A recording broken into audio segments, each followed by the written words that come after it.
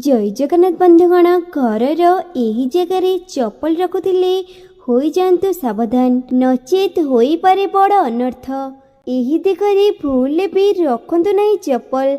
घरे रहुथिबा प्रत्येक वस्तुर आकार प्रकार सहित रहुथिबा स्थान और दिग विशेष रूपे घर उपर प्रभाव पकई थाए।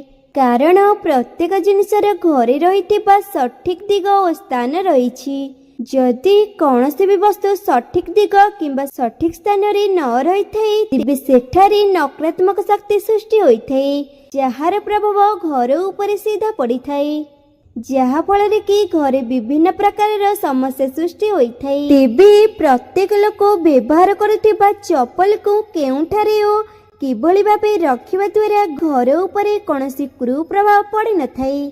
चलते जानिबा आमे जोता किंबा चप्पल को बाहर अनेक स्थान को पिंधिकी जाइथाउ, तेणु सेठाकार नकारात्मक शक्ति मध्य आम चप्पल द्वारा किछि आसी जाइथाए। तेणु बाहर को पिंधिकी जाइथिबा जोता और चप्पल को घर बाहर रे रखंतु। सेही चप्पल को घर मध्य को आणंतु नहीं, कारण घर मध्य को जोता चप्पल पिंधिकी आसीबा द्वारा घर स्वच्छता और पवित्रता नष्ट हो जाए। जो घर लोक मैंने चप्पल को न सजाड़ी असजड़ा करी फोपाड़ी करी रखि थांती, चप्पल गुड़ी को एपट सेपट किंबा गदा करी रखि थांती, सेही घर उपरे शनिदेवंकर अशांति दृष्टि पड़ी थाए।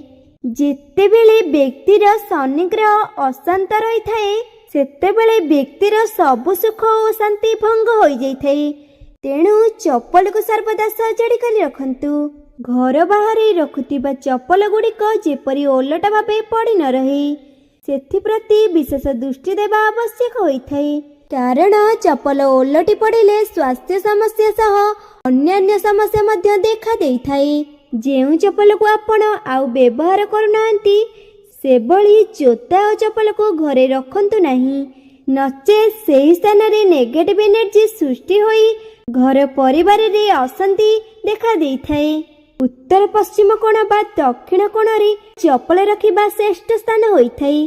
कला रंगर जोता किंबा चप्पल सबुठारु श्रेष्ठ होइथाए। एही भली चप्पल के जोता पिंधिकी जीवा द्वारा व्यक्ति को खूब शीघ्र निज कार्य प्रभु शनिदेवंकर कृपारू सफलता मिलथाए।